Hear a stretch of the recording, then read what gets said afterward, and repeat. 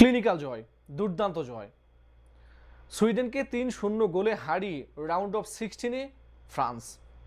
সুইডেনের বিপক্ষে ফ্রান্স জিতবে নাই বা কেন?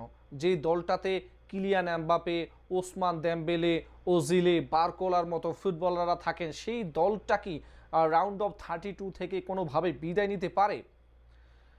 সুইডেন শক্তিমত্তা, র্যাঙ্কিং সব কিছুতেই পিছিয়ে ছিল। প্রথমার্ধে দুই দলই দুর্দান্ত খেলেছে। ৩৫ মিনিট পর্যন্ত দুর্দান্ত আক্রমণ প্রতি আক্রমণ হয়েছে, অনেকগুলো আক্রমণ করেছে সুইডেন, যেটা লক্ষ্যভ্রষ্ট হয়েছে। গোলবারে একটি গোল তাদের প্রতিহত হয়েছে।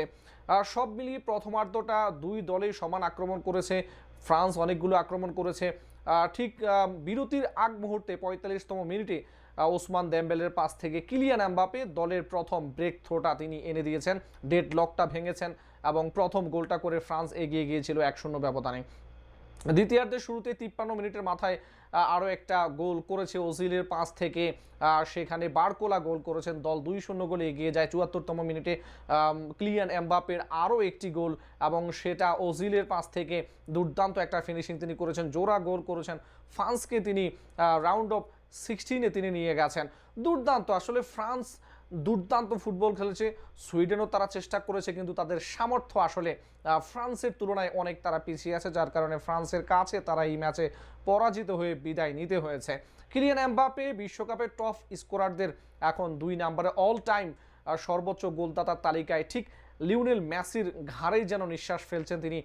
ইতিমধ্যেই তিনি ১৭টি গোল করেছেন বিশ্বকাপের, শুধুমাত্র ৩টি আসর খেলেছেন, 18টি ম্যাচ তিনি খেলেছেন, যার মধ্যে ১৭টি গোল তিনি করে ফেলেছেন। এবং এই বিশ্বকাপে কিলিয়ান এমবাপে এখনো পর্যন্ত তিনি ৬টা গোল করেছেন, যৌথভাবে লিওনেল মেসির সঙ্গে গোল্ডেন বুটের দৌড়ে তিনি রয়েছেন। এখনো পর্যন্ত লিওনেল মেসি ৬টা গোল করেছেন, কিলিয়ান এমবাপে ৬টা গোল করেছেন এবং ৫টা গোল করেছেন আর্লিং হাল্যান্ড, ৪টা গোল রয়েছে ভিনিসিয়াস জুনিয়র সহ আরও বেশ কয়েকজনের। কিলিয়ান এমবাপেকে আসলে কে থামাবে? কেউ কি রয়েছে তাকে থামানোর? এতটা স্পিড, এতটা দুর্দান্ত তিনি ফুটবল খেলেন, অ্যাটাকিং, তার যেই প্যাশন, যেই নেশা, সেটা কি আসলে প্রতিহত করা কোনোভাবেই সম্ভব?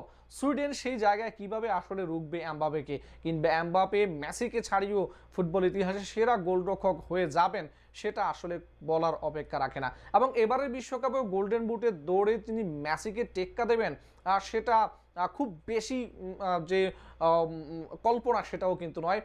মেসিকে তিনি টেক্কা দিতেই পারেন গোল্ডেন বুটের দৌড়ে, কেননা তিনি খুব ভালোভাবে রয়েছেন।